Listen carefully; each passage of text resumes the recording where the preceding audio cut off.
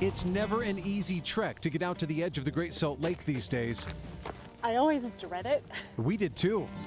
After Carrie Franz, a Weber State Associate Professor, showed us how she has to carry all of her own research equipment in a waterproof pack. All right. A journey that just months ago would have been made wading through the shallow depths, not walking along a seemingly rocky shoreline that's ever increasing. But I love taking people out to see the lake because it's such a beautiful place. Even now that it's dying, it's still this just stunningly, this quiet, beautiful space. They're all microbialites, all of these lumpy bits. Carrie has come to appreciate these saline waters over the last several years. She enjoys monthly journeys to the northern shores of Antelope Island, which truly has become a desert island, emphasis on the desert. I'm really worried about fixing things right now because we're at this tipping point. As water levels of the Great Salt Lake reach all-time lows again, making it an island in name only during this mega drought. It's like a little biosphere. Samuel Ramsey has spent even more time out here.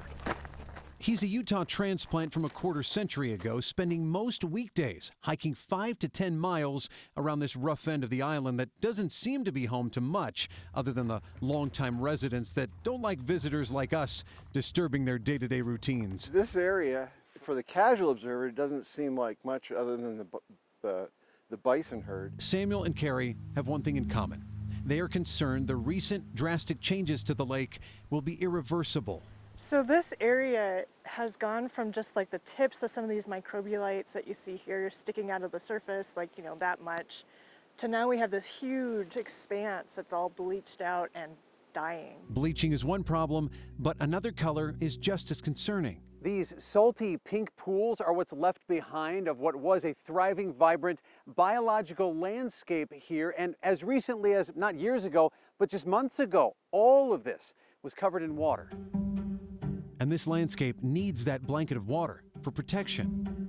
These are structures that are built by microorganisms that live in the lake.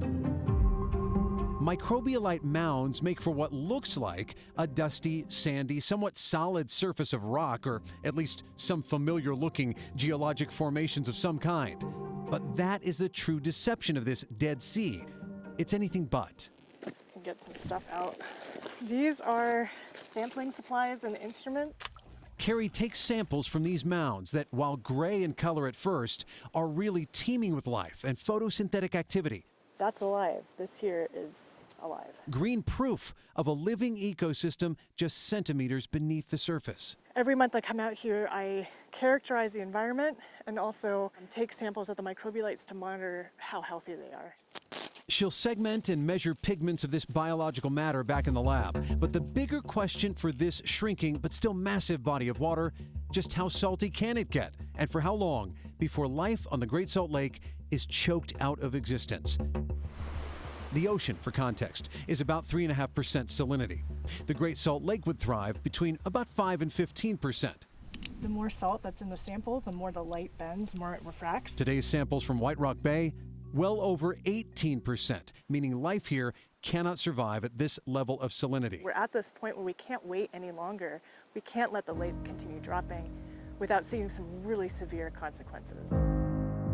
Conservation efforts are in place, and the legislature is passing new laws to protect the lake and get water flowing from our mountains to the basin once again. But whether or not it's enough to save these mounds that made up the building blocks of life billions of years ago, that's something only time and a whole lot more water will tell.